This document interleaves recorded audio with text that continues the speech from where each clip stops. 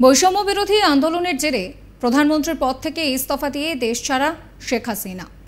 এবার বাংলাদেশের সদ্য প্রাক্তন প্রধানমন্ত্রী শেখ হাসিনাকে বার্তা দিলেন অন্তর্বর্তী সরকারের স্বরাষ্ট্রমন্ত্রী এম শাখাওয়াত হোসেন। সোমবার 11ই আগস্ট ছাত্র জনতা আন্দোলনের মধ্যে পড়ে সেখানে কিন্তু শেখ হাসিনা তিনি পদত্যাগ করেন। এদিন নাম না করে শাখাওয়াত বলছেন যে আপনি আসবেন আপনার দেশ, আপনি আসছেন না কেন? নাগরিকত্ব তো যায়নি, 21 বছর প্রধানমন্ত্রিত্ব করেছেন, আপনি স্বেচ্ছায় চলে গেছেন, কেউ তো যেতে বলেনি।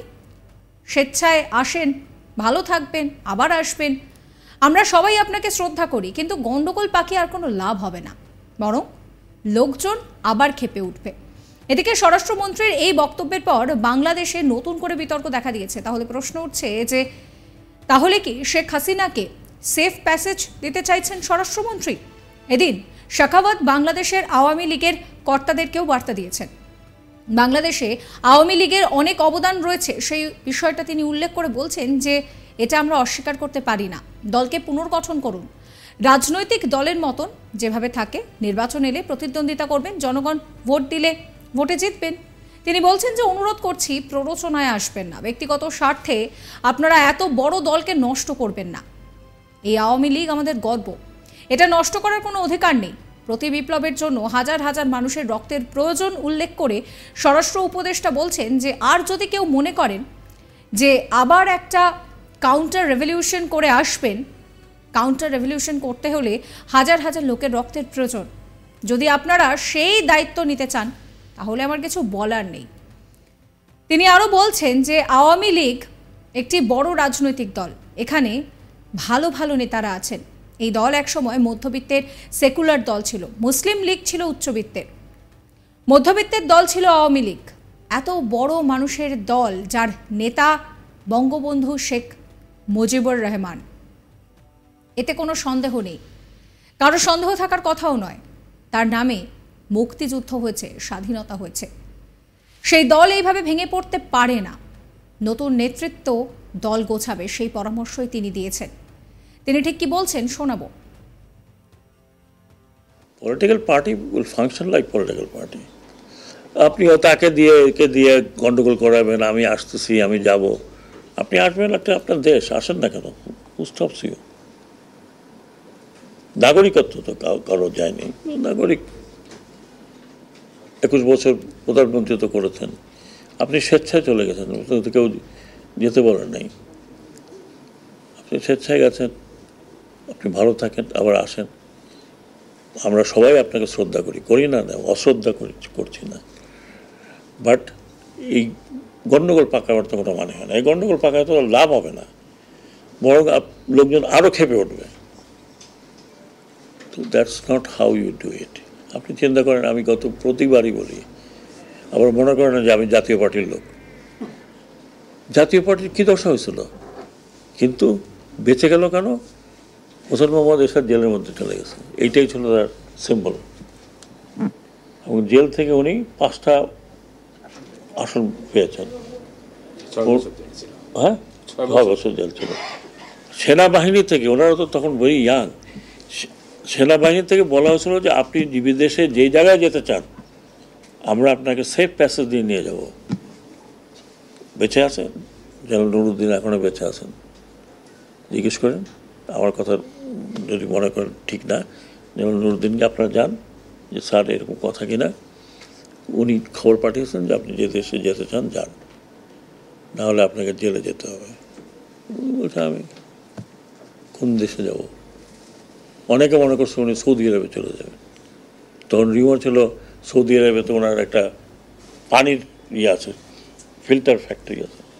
এখন তো হয়তো আপনারা এখনও বলতে পারেন। আমি এই জন্য দেশে আমি কম্পেয়ার করার চেষ্টা করছি না, আমার চোখের সামনে যে ঘটনাটা দেখলাম ওইটাই বলছি আপনাকে।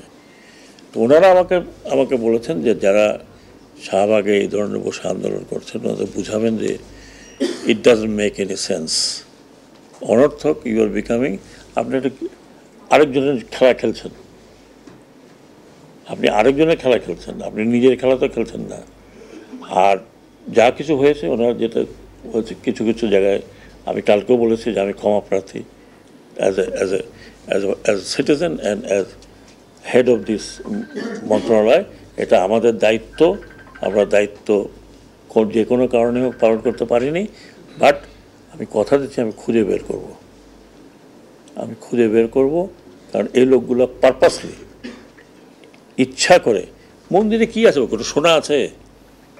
তা আপনার যদি মন্দিরে গোল্ড থাকে তাহলে আর মন্দির দেখাই দিই আমি কোথায় কোথায় গোল্ড আছে, সেখানে যান। এই মন্দির একটা একটা পূজার জায়গা, এটা ভাঙবেন কেন হয়? আমি শেষ করবো এই বলে, আমি যারা এগুলো করছে তাদের উদ্দেশ্যে বলছি, পলিটিক্যাল পার্টিগুলোর উদ্দেশ্যে বলছি, আপনারা আপনাদের এলাকায় এগুলো ঠিক করেন। যদি কনস্টিটিউয়েন্সি বেসড যদি আমরা হিসাব নিতে থাকি, আপনারা আমাকে ভালো করে জানেন, আমি নতুন লোক না, আমি 5 বছর আপনারা আমার সাথে ছিলেন। I will make sure that constituency একেবারেই কোনো ইলেকশন যাতে না হয়। আমি এখনও ইনফ্লুয়েন্স রাখি অন দি ইলেকশন কমিশন। দয়া করে আপনারা দেশকে অরাজকতার মধ্যে ঠেলবেন না, ইনক্লুডিং সদ্য বিদায় হওয়া পার্টি। আপনারা পার্টি গোছান, আমরা আমরা আমরা হোম মিনিস্ট্রি থেকে আপনাদেরকে হেল্প করব যে আপনার পার্টি গোছান with new face, with new অঙ্গীকার, এবং আশা করি যে through the political party act. Awami League একটি বড় রাজনৈতিক দল, প্রচুর ভালো ভালো নেতা আছে। আমি এখনই আপনাকে নাম বলতে পারি কার ভালো নেতা। এই দলটা একসময় বাঙালিদের সেকুলার পন্থী দল ছিল, মিডল ক্লাসের। মুসলিম যখন ছিল সেটা ছিল আপার ক্লাসের। বাঙালি আপার ক্লাস মুসলিম লীগের ছিল, এটা মিডল ক্লাসের দল ছিল এইটা আওয়ামী লীগ।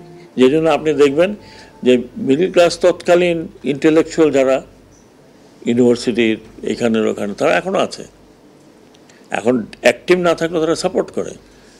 একটা দলকে আপনি, এত বড় মানুষের দল যিনি এদেশ স্বাধীন করেছেন, এতে তো কোনো সন্দেহ নাই, কারো সন্দেহ থাকার কথা না। উনি স্বাধীনতার নেতৃত্ব দিয়ে, ওনার নামে মুক্তিযুদ্ধ হয়েছে, স্বাধীনতা হয়েছে। তারপরেরটা বাকিটি সেই দল এরকমভাবে ভেঙে পড়ে যাবে যে লোকে এখন লুকিয়ে বেড়াচ্ছে যে আবার পেলে না কি জানি হয়। আমি ওনাদেরকেও আশা দিচ্ছি, কথা দিচ্ছি যে আপনারা দল গুছিয়ে নেন, আপনাদের দলকে তোকে ব্যান করা নেই।